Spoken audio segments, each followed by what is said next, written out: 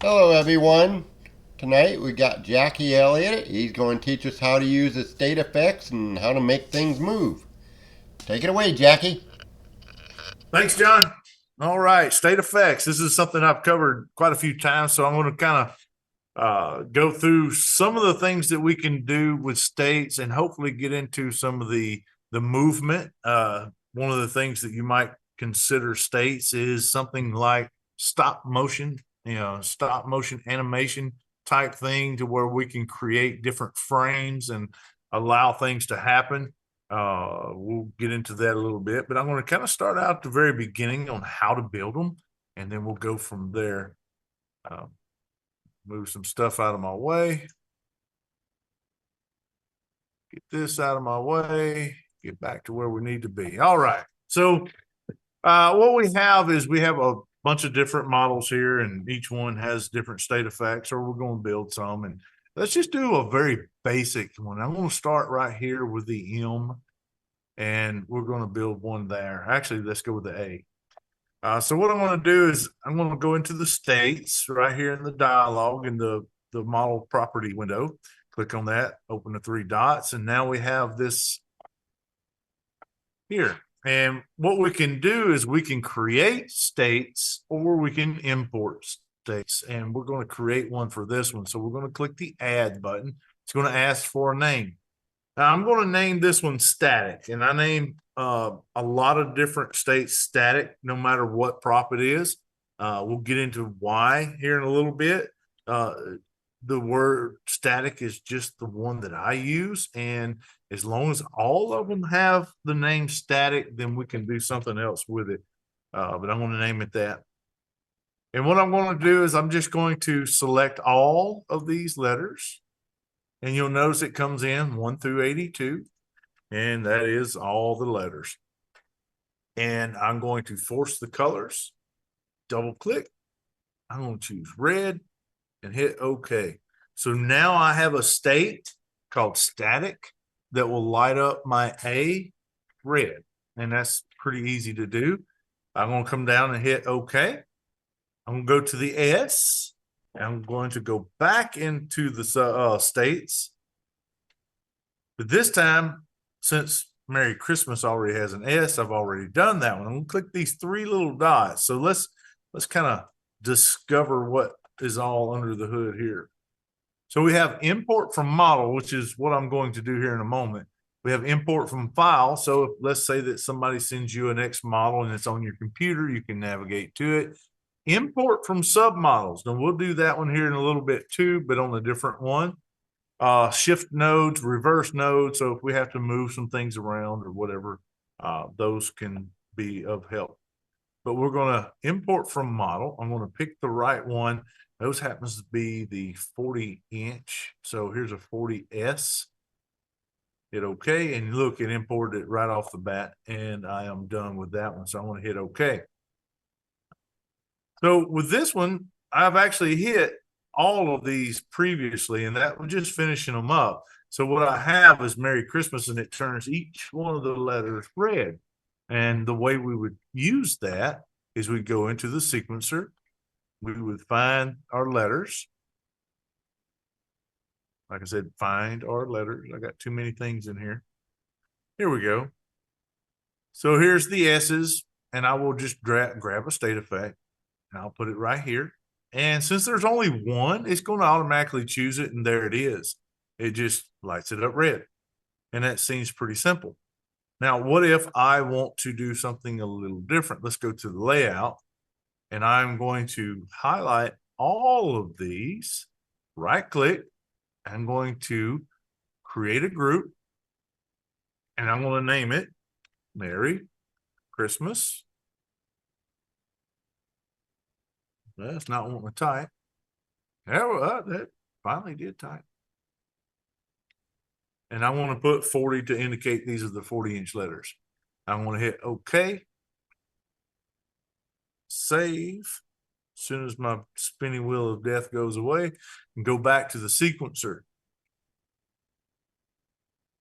when it finally does. I'm going to right click, edit my display elements, but since this is a new group, it's not in my stuff here. So I'm going to drag it over and I'm going to put it right about there. So it's easy to find. Scroll up here to my groups at the top.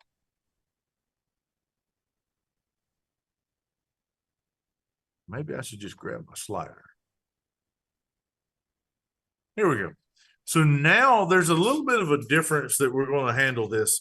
Merry Christmas 40 has all the Merry Christmas, but you can't really use states on groups like you normally do. So there's a few steps that we have to take.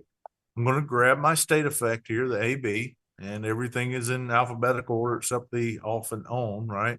But you just kind of follow it over, find the state, drop it in here. And what you're going to find is that the S is lit up because of the previous state that I put on, but nothing else is working.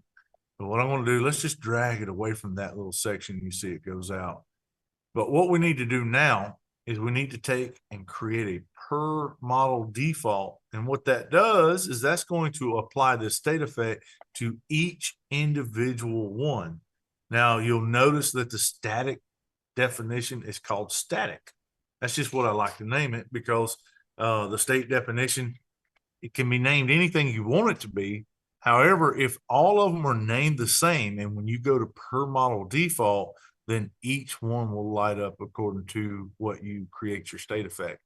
Now, this is not the only case to where we can use this. We can use this same thing in a lot of different props. Take this gift here, right? So let's take a look at the state for it. And this state here is a bunch of colors.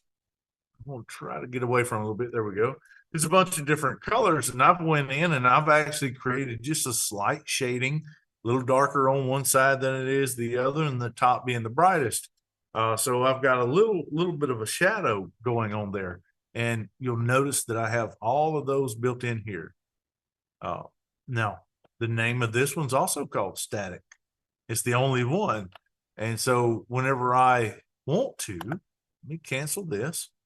If I wanted to, I can right click this and I can add this to an existing group, and I'm going to add it to that one that I just made, even though it doesn't make sense to put it in the Merry Christmas 40.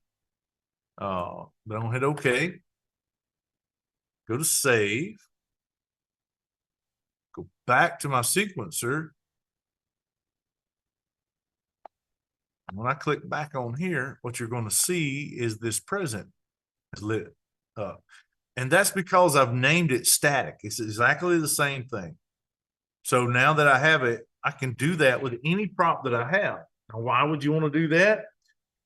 Take any sequencer, your favorite sequencer, and what they're going to have is limited to what most people have. And that's candy canes, snowflakes, trees of different kinds, house lines, all these different things. But let's say that you have a non-standard prop, such as a gift or a Merry Christmas sign or a light or whatever you may have, some weird props that are not ever going to be found in another sequencer's layout.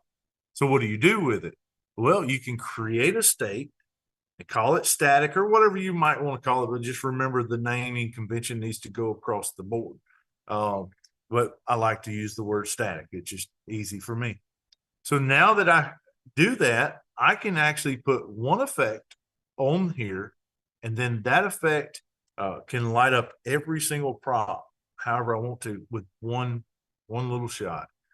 So what I'm going to do is I'm going to go back to the layout, and I have multiple effects or multiple states in these called static. I don't know which ones. Really doesn't matter, but what I'm going to do is I'm going to create another group. I'm going to create that group, and I'm just going to call it static. How about that? Right? It makes sense because that's what I'm going to do with it.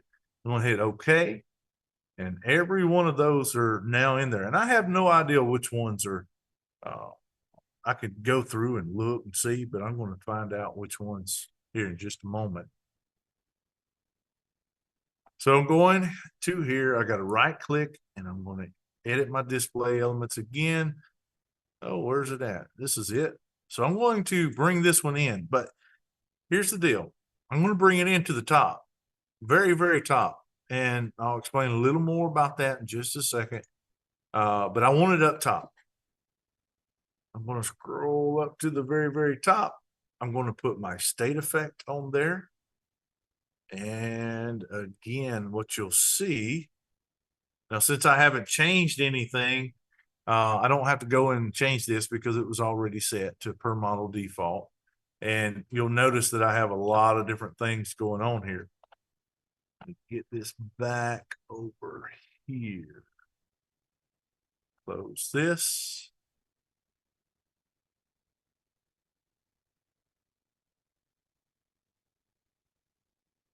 Now, you notice this wrong state definition, so I'm going to get it to the right one. I'm looking for static. Am I on the wrong one? I got it. It's here. So I may run into a little problem that I wasn't really counting on.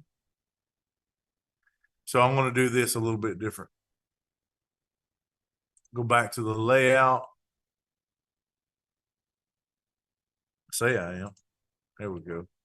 I'm going to create a different group. And the reason why is I believe that I'm picking up some of these other ones that don't have the static in it, and it's not giving me the option. So I'm going to pick the ones that I know. Holding Control key, I'm going to pick each one.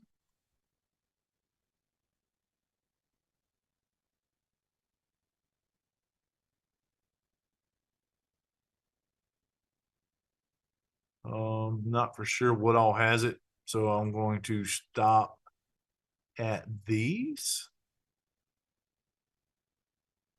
And I'm going to right click, and I'm going to rename this one a little bit different since I messed that other one up. Static 2. It took me a lot to figure that one out. Okay.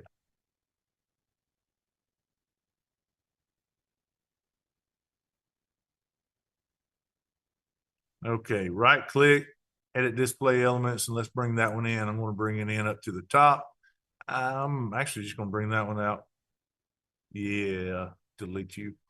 Okay. So now I'm going to bring in the state effect, drop it on static 2. And it's called static. Here's really not a whole lot of options unless you got a bunch of them brought in. But we're on the state, which is all.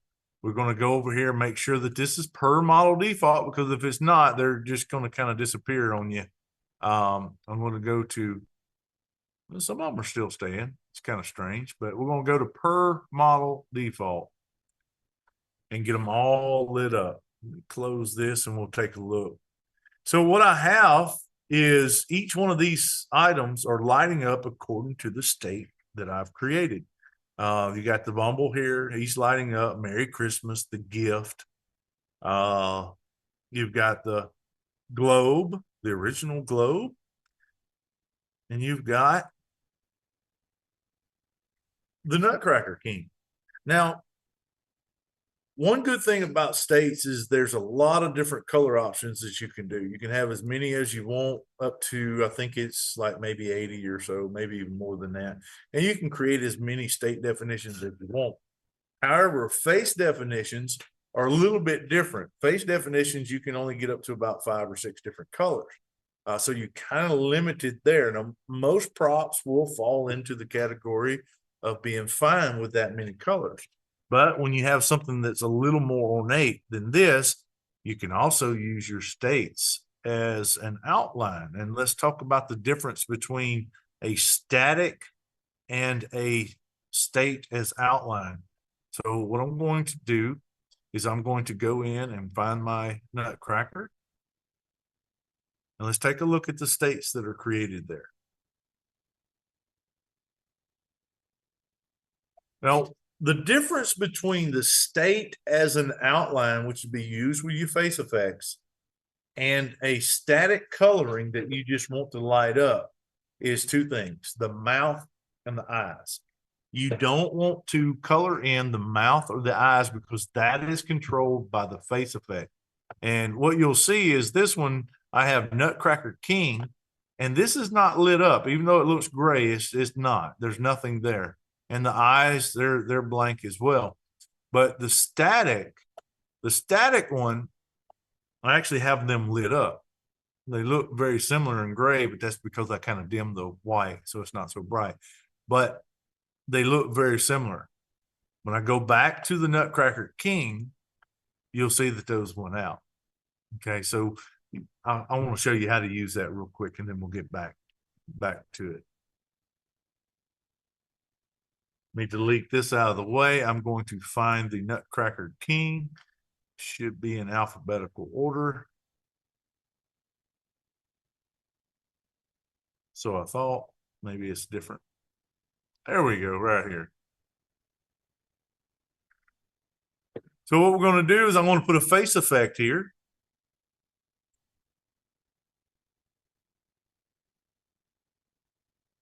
I am going to, it's already on Nutcracker King. I'm going to show the outline. Why aren't you lighting up? Reset. There we go. All right, so I'm showing the outline, but there is no outline defined in the face. It's defined in the state as outline. And if you remember, I have the Nutcracker King and I have static. So I'm going to use Nutcracker King. I don't want to use the static. And there he is. He's lit up. So as he goes through and he's using his mouth, all those effects are moving. If I choose the wrong one, the wrong part, and I have static, and what you'll notice, see, there we go, finally. Well, I filled in everything. And so these letters are not really going to work properly because they include the mouth and the eyes. So I don't want to do that. I want to make sure that I get the right one so that the mouth and the eyes can actually work. So there we go. The eyes is the same way. I'll just do it manually here. I'll close the eyes so that you can see how they close. I'll open and then go back to auto. You don't want your eyes and your mouth to get covered up by the state of as outlined. So make sure you build your stuff appropriately. So that's the difference between those two. Let's take a look back at the states and let's talk about animation. And again, this is like a stop motion animation. So let's look at our staff. So what I have here is a staff motion where it goes up and down. I can make it happen to the beats. We'll play around with that in just a second. But when you do this, you're going to have, let's say, I'm going to call it the static location of your different stuff. We'll need to cover those. And I like to use black to do that. And basically, I'm turning those pixels off. And it can get a little complicated by doing that. There's a lot of different colors going on here. I have the yellow part right here, the red of the arm, the white of the glove, and even the staff and the top and this area here all get changed with one motion. That's what's really good about state effects is you can affect all kinds of different areas by doing that. And let's go back and let's take a look and see how that happens in the sequence. So we're still on our Nutcracker King. And what I'm going to do is I'm going to right click, insert a layer above. This is important because we have to deal with render order here. When I click on this, what you're seeing is the static situation. I'm just going to call it that, even though we're using a face effect. It's just sitting there. If it was a lyric track or something, he'd be singing. But what we're going to do is we're going to put another state effect right here, and we're going to tell it that it's the staff. And what it did is it raised it up. We want to make that automatic. So we're going to take that to a timing track. And now it's going up and down at 250 milliseconds. That's a little fast. So I'm going to right click, add a timing track. We want to make this, there we go, a metronome with tag. If you have a song that have beats in it, you can point to the beats and it works great. So he'll sit there and pound the floor with it. So we're going to do a metronome with tags. We're going to slow it down. 500 probably work great. And now we have this. Click back on my state effect and come over here. And what you'll notice is it's not here. Okay. The reason why it's not there is because xLights has not updated this window because I was already selected. So I'm going to deselect it, reselect it, and now it should be there. And boom. So now I have him beating his tom-tom on the floor. And if it was a beats track, it would work really, really good. And that's a really good option. So let's talk about building some of these motion effects. Go back to the layout and let's look at something different. Here we go. This one will work. Let's look at the teddy bear. Let's go into the states for the teddy bear. The teddy bear is a little unique in a sense. He has a lot of different areas that can be moved. This one is the eyebrows, right? So I can do eyebrows. I can do high brows. I can do angry. I can do all kinds of different shapes. And what you're noticing is that when I click on the black, a lot of things are disappearing, right? You can do the sad. You can see where those go, different shapes. What we're doing is I'm actually covering up areas where this actually is. So let me see if I can annotate. This will probably work.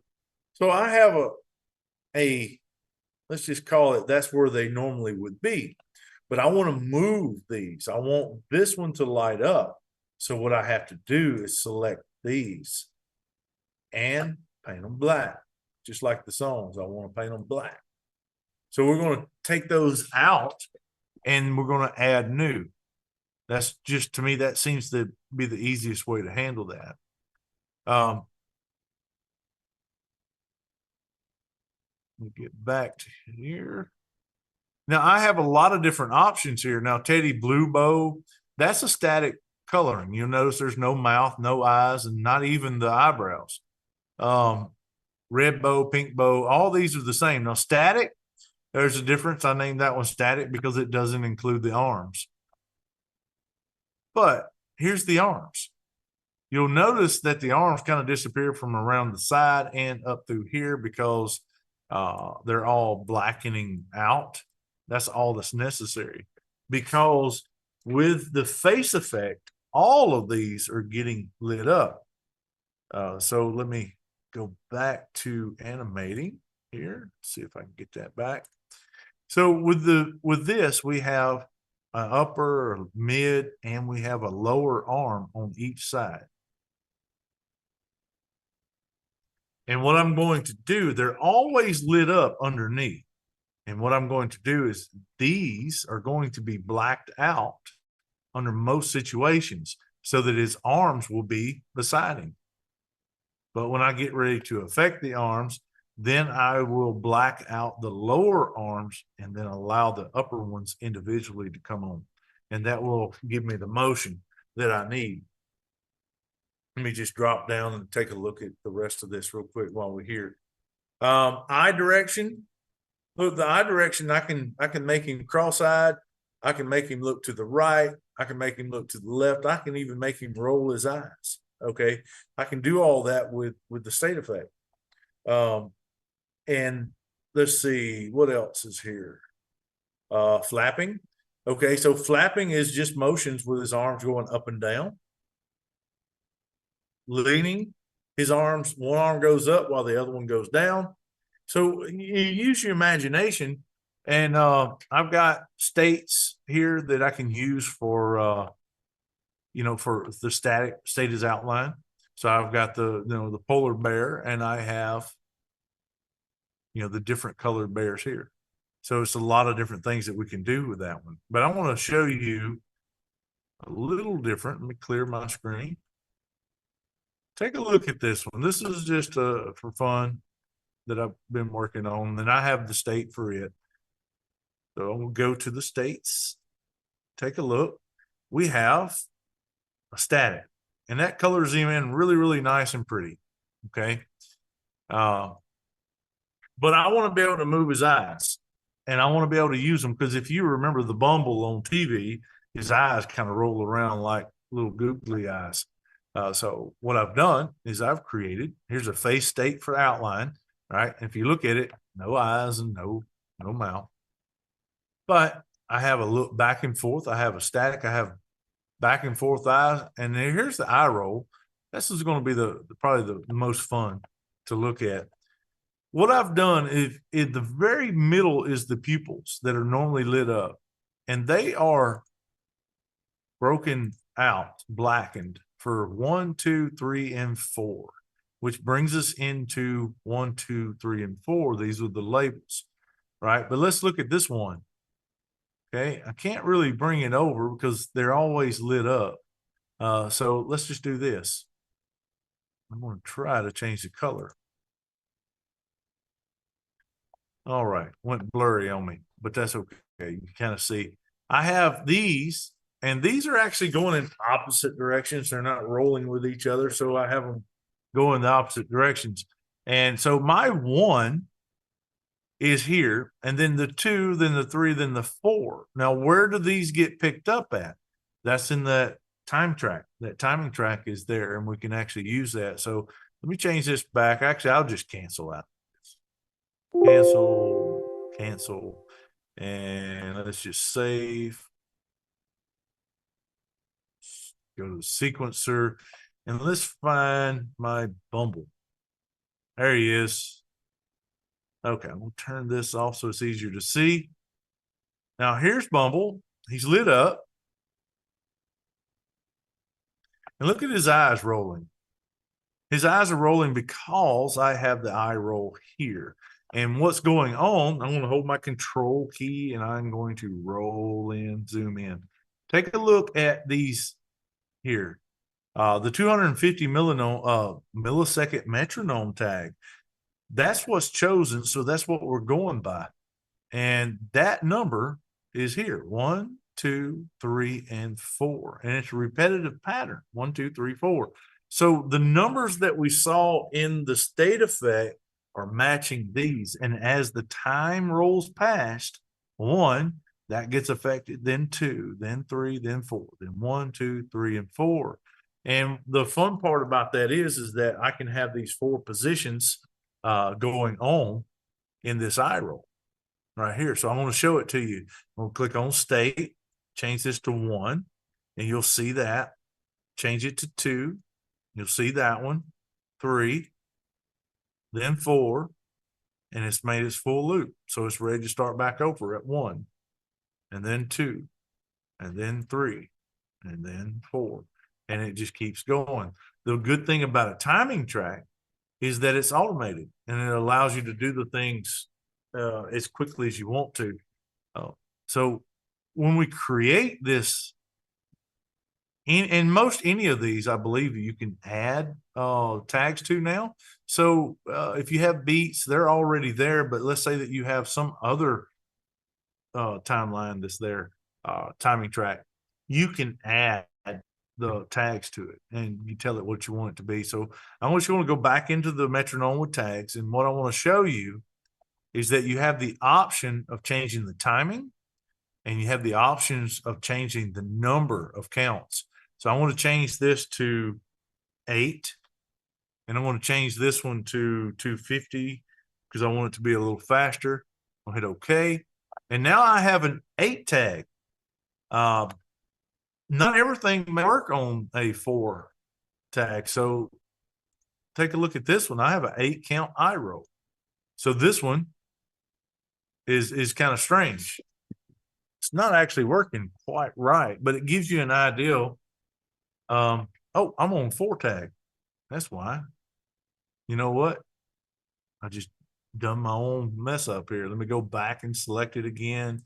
Get back onto the 8 tag. There we go.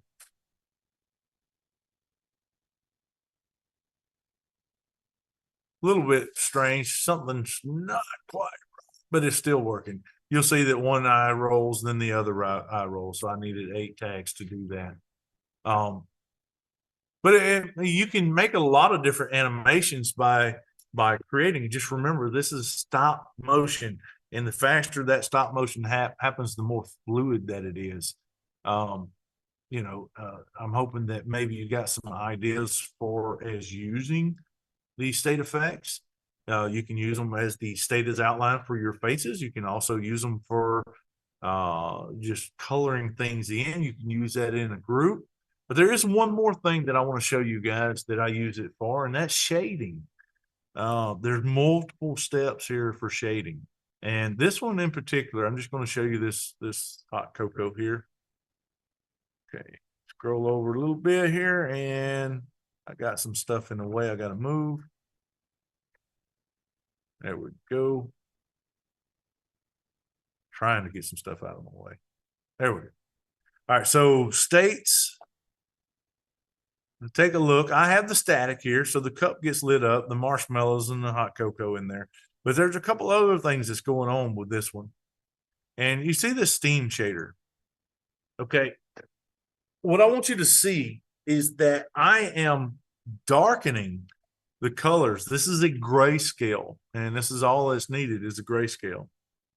And what I'm doing, I want to kind of caution you a little bit, is that the lights actually in front of you will be a lot dimmer than what it appears here, or a lot brighter, I'm sorry, than what it appears here. So these kind of things need to happen with the prop in front of you and actually lit up, and you doing the testing to see just how dark you need things to be.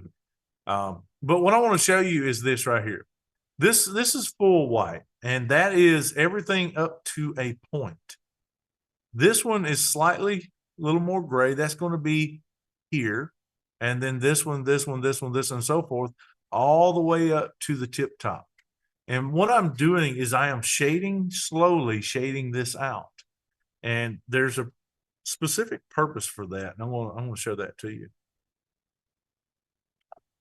Go back to the sequencer. And this animation here that I'm going to do is really more submodel level, but we're going to shade it and we're going to create something a little bit different. So here's my state. Get this zoomed out. Okay, steam line. Let me close this, turn this off, make life a little easier for everybody. Okay, so what we've got here is we have our state effect. It's my static state. I just drop it on it. And now my cup's lit up. Let's say I want to put a single line on my snowflake arms and just let it be pretty here. Let's turn this 90 degrees. Let's add 2 to that. Make it 3D. Okay, so we got some other stuff going on. Now, with the steam, this is hot cocoa. I need steam. So what I'm going to do is I'm going to put a single line effect onto my steam lines, and that's pretty good. It's steam. It's red. I don't want it red. I want it white. And with that, what is that? Okay. We're going to change this to 3. We're going to turn this back normal because that's the way it's supposed to be. We want to slow that down just slightly. So I'm going to hold my control key and zoom back out just slightly. Stretch this out so that it's slower. And I want to change, I leave it at 3. Now, one thing that I would have to go into the submodel and explain how this submodel is actually built, but this submodel in particular is a single line. And that single line is here, and then all these, and then it just keeps building. Each one of those are on the same submodel line. So this single line is just running out each one. And what you'll notice is that I have the 3D shade on here. I'm going to take this off so that you can see it without anything. Now, this is fine like it is. It's just steam, right? It looks kind of decent, but we're going to do way better than decent. We're going to do 3D shade, and that allows the tail end of these to be shaded. You know, steam is not real thick. It's something that you can kind of see through. So that's what we want it to look like. But we're going to take that a step further with that shading that I've done. Now, one cool thing is that right now, States by itself does not work on the submodel. It was working before, but they got something new coming out, hopefully soon. But right now we have to do a little cheat. And to do that, we're going to pull a face effect. And we're going to put that face effect on here. And that face effect allows us to bring in the state as outlined. So we're not actually using this face. We're going to use the state. And to do that, we're going to show outline. And you notice I had to create a face definition. And that face definition is simply everything in here.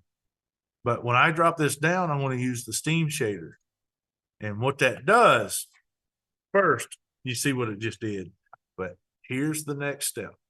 I got to change this to brightness because we want to use that grayscale to overlay this. It's a simple hack, but what it's doing is that I have the 3D fade on, and it's the tail end of the steam is actually faded, but then the shadow is actually shading out the very top, and so it looks like each wisp of steam is fading away. So that's another use cases for shading. I use the same thing for the snow globe here. I'm going to open this up, double click to open up to my submodels. And I've used this face here with my dimmer, the 3D shade face and the dimmer, to give this an appearance of shading around the edge. And I'm using the same method by using a grayscale of white to accomplish that and turning that to brightness. So these are some of the different methods and different things that I use and the different things that I use it for the static coloring, for odd props, the state as outlined for your faces, especially when you have multiple colors. And then animation, of course. Animation is one of the things that, you know, in the old wireframe type stuff where you have, you know, different things happening. This is the way we get it back, use pixels, and then also by using it as a shader, not shader, but a shading effect, shadows. So hopefully this gives you some ideas on how you can use states in your show, and maybe even give you some ideas of how I haven't even thought about using it. States are very powerful and they can be used for a lot of different things. So they're still growing. There's still more to come with states. So at this point, I'm done. And if anybody has some questions, I am opening up to questions.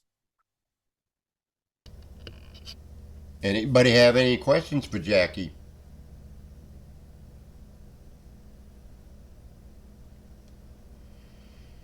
Jacky, I wanted to say that was quite amazing how a simple state effect can do so much for a lot of controlling that. So yeah, it's a lot of different things that it can do. I didn't even touch anything to do with moving heads. I didn't touch anything to do with countdowns. There's a lot of different things that you can do with states that I didn't even go over. But these are the ways that I use it, and hopefully that gives some other people some ideas. I do appreciate you putting this class on. I think a lot of people will get a lot of use out of it. It is a little intense, so I'm sure this will be reviewed a time or two. So thank you very much and have a great day.